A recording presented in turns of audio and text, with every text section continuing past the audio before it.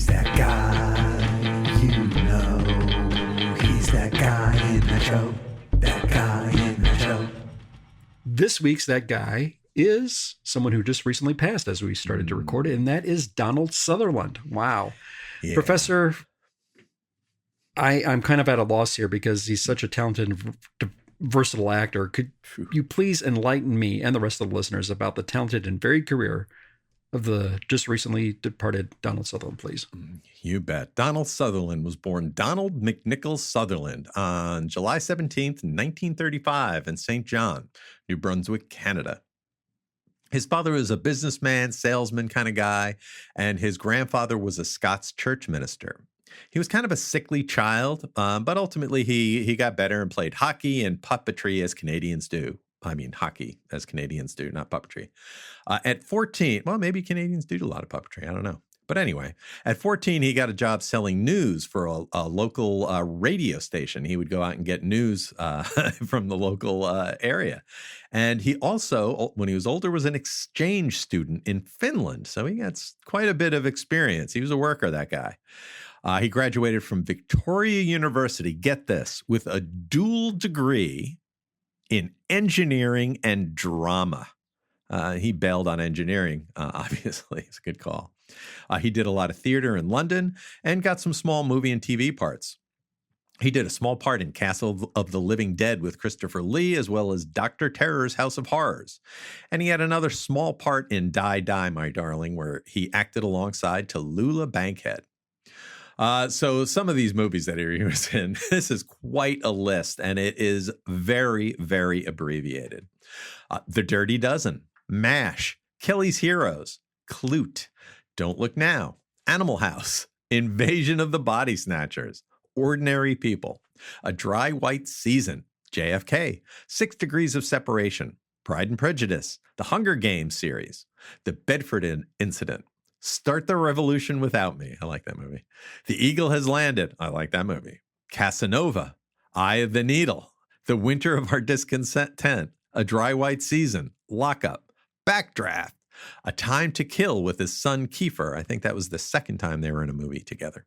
Without Limits, Space Cowboy, Cold Mountain, The Italian Job, The Mechanic, The Eagle, An American Haunting, Cold Mountain, Kentucky Fried Movie, remember that? And The Day of the Locust. So many good movies. Now on television, he did quite a bit of TV. Citizen X, Path to War, Uprising, Human Trafficking, Trust, The Undoing, Gideon's Way, Lee Oswald, Assassin, where he played a friend of Oswald's, The Saint, The Avengers, Witness to Yesterday, Buffy the Vampire Slayer, Moby Dick, Dirty Sexy Money, and the 2004 Salem's Lot. He won a bunch of awards. He was nominated for a ton of things, but he won the Primetime Emmy Award for HBO's Citizen X and the Golden Globe for Best Supporting Actor in Path to War. And he won the Officer of the Order of Canada, and he was on the Canadian Walk of Fame as well as the Hollywood Walk of Fame. He was nominated for a BAFTA for Don't Look Now. Donald Sutherland passed just a couple days ago, 20th of June, 2024, at the age of 88 in Miami, Florida, USA. I have some memories of Donald Sutherland, and I think a lot of people's are probably very idiosyncratic because of the nature of just the weird things that he did. So I've got 3 main memories, and they're weird. Obviously, I'm going to get the obvious one out of the way. Invasion of the Body Snatchers. He was great. Classic, he was so good in that. So that was one. But also, he had a small but critical role in The Eagle, which was a movie that was set in Roman Britain. Sutherland's son was Channing Tatum, who joins with his Pictish slave, Jamie Bell. Well, I think it was his uncle. Sutherland was his uncle. And he joins with Jamie Bell to go up to Scotland to recover the Roman eagle that his father lost to the Picts. Great movie. I love that movie. And Sutherland plays a really good kind of stay-at-home, I'm not going anywhere, I'm not leaving the castle dad.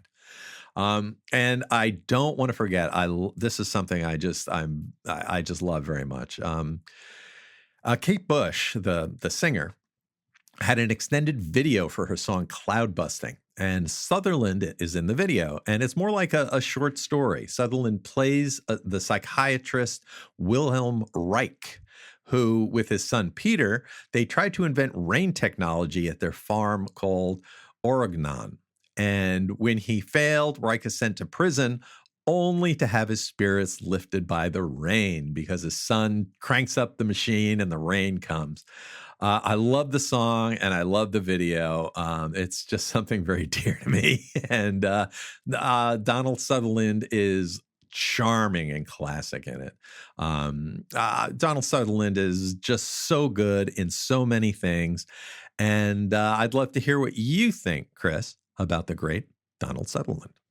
Thanks, Professor. It's so weird because, like you know, just talented, very career. We could easily do a whole podcast about talking about Donald Sutherland.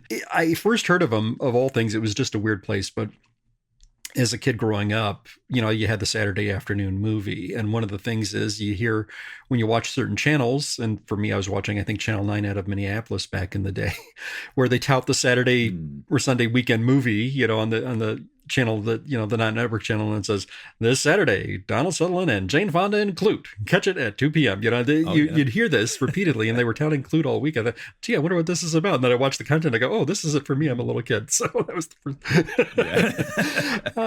But they were together a while. Fonda and after that, it was seeing two movies that he did very close together, one being National Lampoon's Animal House and the other being Invasion of the Body Snatchers. And I caught both of them, very shortly after they were released. And I just was fascinated with him as an actor and just playing two different dynamic roles. And I thought it was so great as the professor teaching literature in the movie Animal House. And it was just so great. And he just had so many little moments, but they were so good. And I liked his character because he's talking about Paradise Lost and the whole classroom is bored. And he's just sitting there struggling, talking to them. But there's a moment where he's relatable as a teacher. And I was so blown away because I would never hear a teacher talk like this.